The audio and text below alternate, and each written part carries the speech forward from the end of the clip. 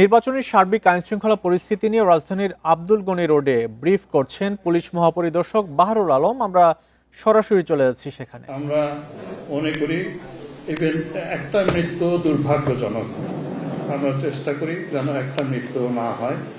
তারপরেও দেখা গেছে যুগে যুগে সকল নির্বাচনেই আমাদের এখানে মৃত্যুর ঘটনাও ঘটেছে, আহত হওয়ার ঘটনাও ঘটেছে। এবার আমাদের সর্বোচ্চ চেষ্টা ছিল এ সকল ঘটনা যতটা কম ঘটে তার সর্বোচ্চ চেষ্টা করা।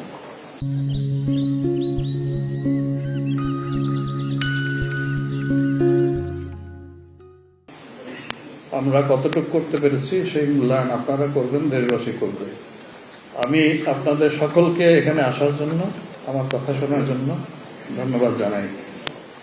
আমার সাথে আমার সহকর্মীরা আছেন পুলিশ সদর দপ্তরের, অ্যাডিশনাল আইজি প্রশাসন, additional IG logistics, additional IG finance এবং অ্যাডিশনাল আইজি ডেভেলপমেন্ট। আপনাদের জিজ্ঞাসা থাকলে তারাও জবাব দেবেন। অনেক আলামিন সাহেব।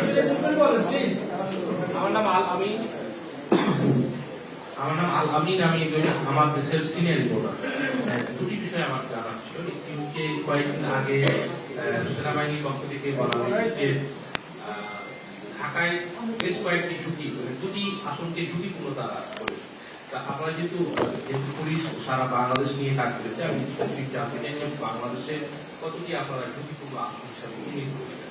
পাশাপাশি আরেকটি 4 দিন আগে পুলিশ সদস্যরা কিছু মিডিয়া কর্মীকে উত্তেজনা পুলিশের সংস্কার হলো, তারপরে পোশাক পরিবর্তন হলো, মানসিকতা কতটা চেঞ্জ? ধন্যবাদ। ঝুঁকিপূর্ণ কেন্দ্র আমরা প্রাথমিকভাবে যেটা করেছিলাম 8,770টি, মধ্যম ঝুঁকিপূর্ণ প্রায় 16,000 এবং সাধারণ 16,000, এরকম রাফলি আমাদের হিসাব ছিল। এগুলো তো খুব আরবিট্রারি, একবারে ডেফিনেটলি বলা যায় না। তারপরেও সবচেয়ে ঝুঁকিপূর্ণ এবং মধ্যম ঝুঁকিপূর্ণ ধরলে 8 আর 16 24,000-এর মতো হয়, রাফলি half of the total number. এগুলোই আমরা বডি ক্যাম দিয়ে করবো, চেষ্টা করবো কাভার করতে। এখন আপনি যে আনফর্চুনেট ঘটনাটার কথা বললেন, আসলে একটা পুলিশ আপনারা জানেন একটা ফোর্স, মানে এই ফোর্সটা তো সেই আমাদের পুরনো ফোর্সই। আমরা তো শুধুমাত্র যারা মানবতা বিরোধী অপরাধ করেছে, যেগুলো তদন্তে এসছে, সেরকম অফিসার এবং ফোর্সদেরকে আমরা বিচারের জন্য পাঠিয়েছি। কিন্তু বাই অ্যান্ড লার্জ আমাদের পুরনো ফোর্সটাই রয়ে গেছে। আমাদের চেষ্টা ছিল গত 1 বছরে তাদেরকে রিট্রেন করা।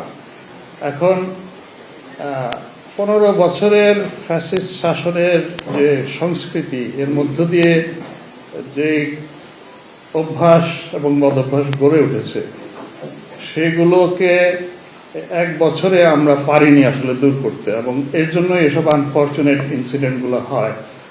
তো আমাদের চেষ্টা থাকবে এই শুদ্ধতা আনার। আমার কাছে মাস 3 আগে এসেছিলেন আয়ারল্যান্ডের পুলিশ অম্বার্সম্যান ব্যারনেস ও লোন।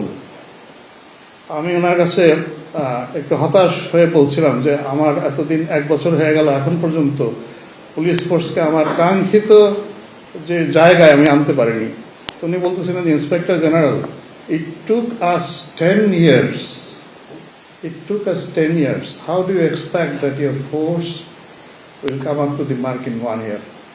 তো এটা আসলেই এটা সময় লাগবে, আমাদের চেষ্টা থাকবে, এবং এর মধ্যে যতটুকু আমাদের শুদ্ধতা আনা যায়। আর স্পেসিফিক্যালি যেসব ঘটনাগুলো ঘটে, আমরা চেষ্টা করি পরবর্তীতে এগুলোর ব্যাপারে কিছু ব্যবস্থা নিতে।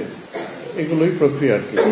নির্বাচন ঘিরে আইনশৃঙ্খলা পরিস্থিতি নিয়ে সংবাদ সম্মেলনে বক্তব্য রাখছেন পুলিশ মহাপরিদর্শক। আমরা এতক্ষণ ছিলাম সেখানে।